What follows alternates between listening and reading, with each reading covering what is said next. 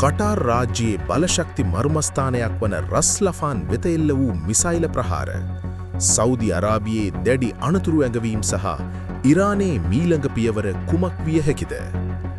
අද එස්.එල්. මිර විමර්ශනය තුළින් අප හෙළි කරන්නේ පුවත් සිරස්තලවලින් එහා ගිය මැදපෙරදිග යුද්ධගින්නේ සැබෑ තත්ත්වයයි.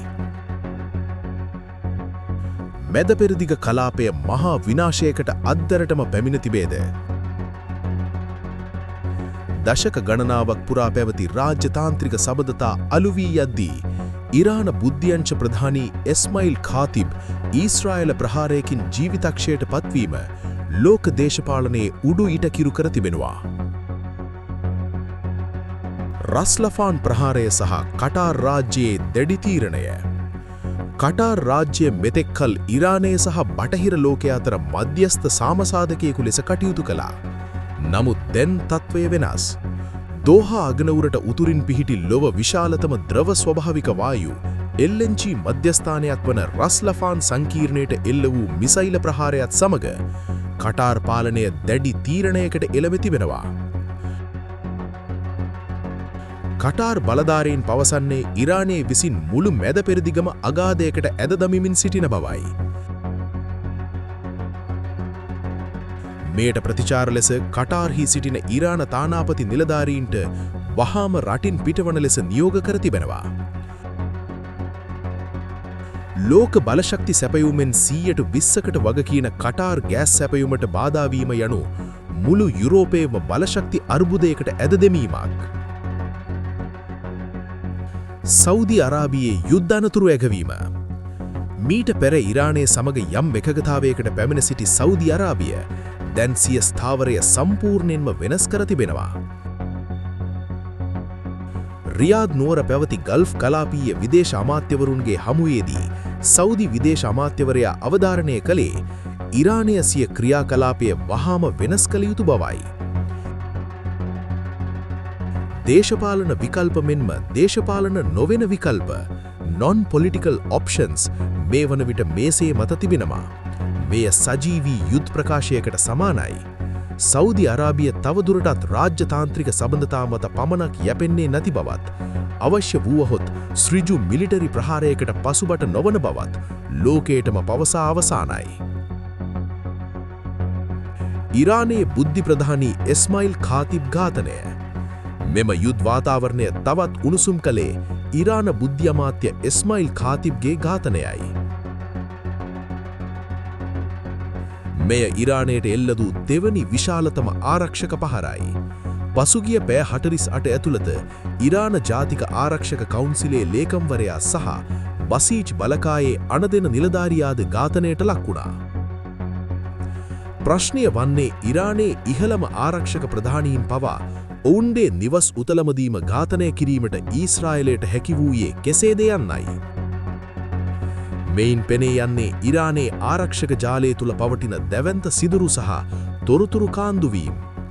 කාතිබ් ඝාතනයේ ඉරාන පාලනයට එල්ල වූ සදාචාරාත්මක සහ සංකේතාත්මක පරාජයක් ලෙස විචාරකීන් හඳුන්වනවා. ඉරානයේ මීළඟ පියවර කුමක්ද?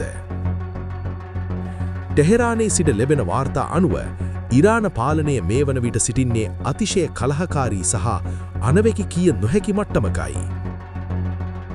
ඉරාන විදේශ අමාත්‍යවරයා පවසන්නේ මිතුරන් සතුරුවන් වීමට කනගඩුව නම් මට තමන්ගේ ජනතාව වෙනුවෙන් ඕනෑම කැපකිරීමක් කරන්නට සූදානම් බවයි.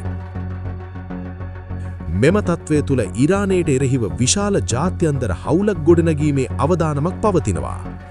ඇමරිකාව සහ ඊශ්‍රායල ආරම්භ කළ මෙම ගැටුම දැන් මුල් ගල්ෆ් කලාපයේම ගිලගන්නා ලැව්ගින්නක් බවට පත්වමින් තිබෙනවා. මැද පෙරදිගින් ඇසෙන්නේ සාමයේ පණිවිඩ නොවේ, යුද්ධ බෙරහඬයි.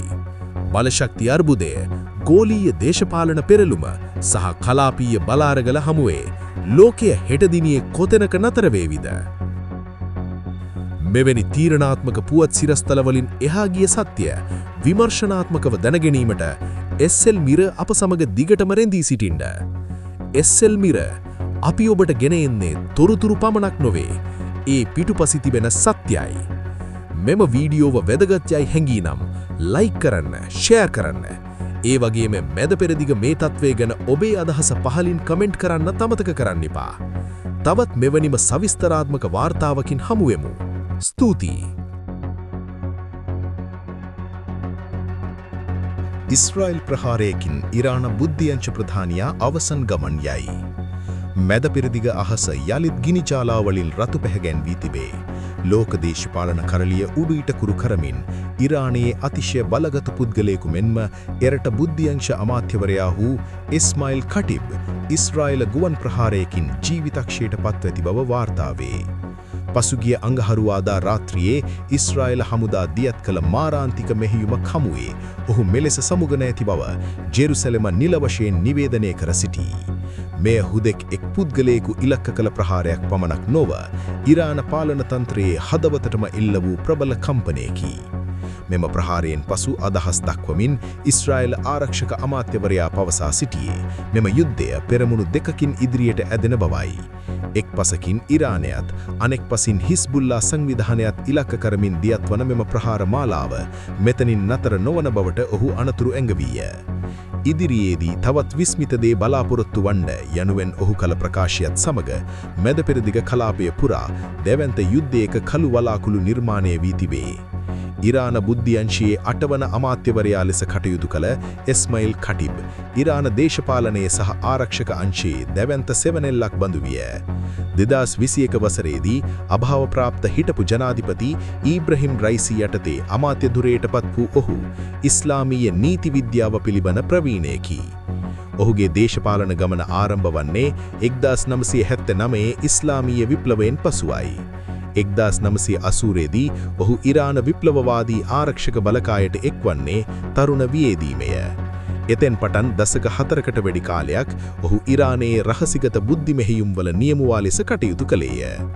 කටිබ් යනු බටහිර ලෝකයට නිරන්තර හිසරදයක් වූ චරිතයකි.